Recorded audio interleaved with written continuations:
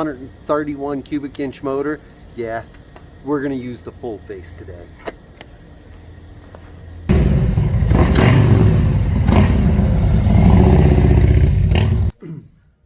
All right there, guys, we blasted through a lot of goodies on the spotlight. Now it's time to break this puppy down and check this out. Really look at all the different aspects that make this Road Thug so impressive. And we're going to start off here at the front end. Okay, what you've got here is a native custom baggers 180 Pitbull Rush front tire kit. Okay, a lot to say, but it's a lot for a motorcycle. Okay, it looks absolutely amazing. Okay, a lot of people this day and age, you see the big wheel baggers, you know, 21, 26, even 31 inch front wheels. Gets bigger and bigger and bigger as you go.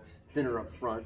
Whenever you take a really thin front tire like that, okay, and you make it bigger and bigger and taller, you're going to kill the center drive front end that makes the Harley Davidson Touring class such an impressive ride, okay? And that basically works. You've got your fork tubes here, your neck's below it, okay? And then, you know, if you've got the Touring class, the fork tubes are here and the neck actually comes up is in front of it. So forward momentum will always make that bike go straight, okay? You pull it up off of the wheels, you can turn the handlebars and let it go. Within a turn and a half, it's gonna come true, okay? And that's one of the secrets behind what makes the Touring class ride so good.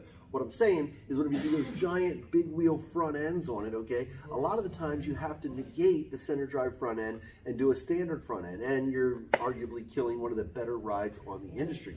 What they've done here, okay, is they've added a 180 front end, which is actually the same size tire as what you have on the rear. So anybody knows anything about that old school styling knows when you got a same size front and rear tire, that bike is going to handle. It's going to hold those turns so well when you're going down. You know, smaller front tire, whenever you're down in a turn and you stop putting the pressure on it, it's going to want to come up on its own. With this big fat front tire, it's going to actually improve your handling instead of taking away your handling. And let's admit it, she looks awesome. I mean, it really does, doesn't it? I mean, it just literally looks cool. You got the Southern Gold emblem up here, a nice little, you know, attitude on the spoiler system. I mean, it looks great, not to mention your wind deflector custom up there. And I mean, you know, we did mention the 131 motor, right? Check that out.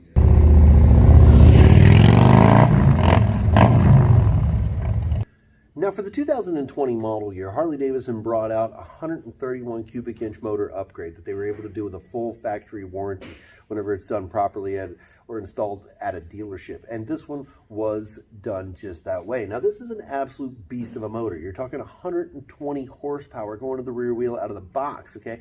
You've got a stage one, which is a Screaming Eagle high flow air filter system to it. All right, the 131 cubic inch build, you got the badging right here, Screaming Eagle badging on the heads to let you know that it is a Screaming Eagle performance part.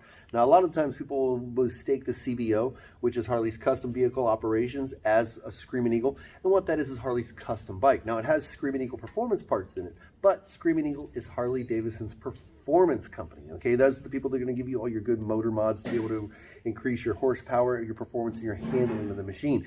And this one has set up right, okay? You've got a hell of a motor build on it, and well, how are you going to get that power to the ground? I'll tell you.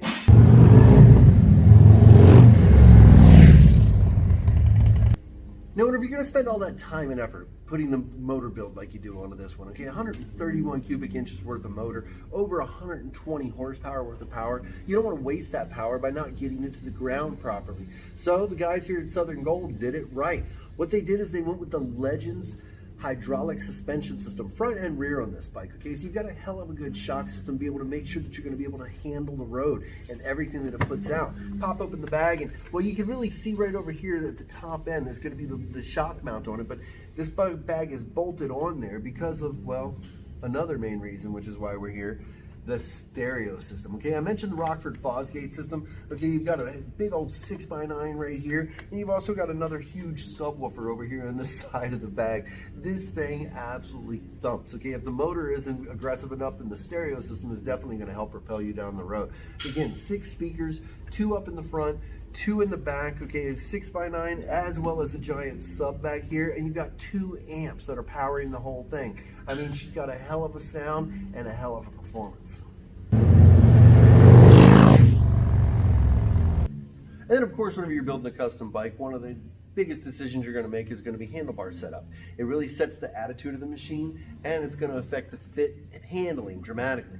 Now, with a good bagger like this, ape hangers are going to look really, really good, but you want to be careful not to go too high because you've got 131 cubic inches worth of pure sex appeal underneath of you, and that's going to be able to let that bite get away from you if you don't have a right bar choice. Well, what we have here is a nice fat, about 10.5, 11-inch baby ape, okay, something that's going to be sturdy, something that's going to maintain and hold the position, okay? You don't want to go with some giant ape hanger in a position like this because you're going to lose handling, okay?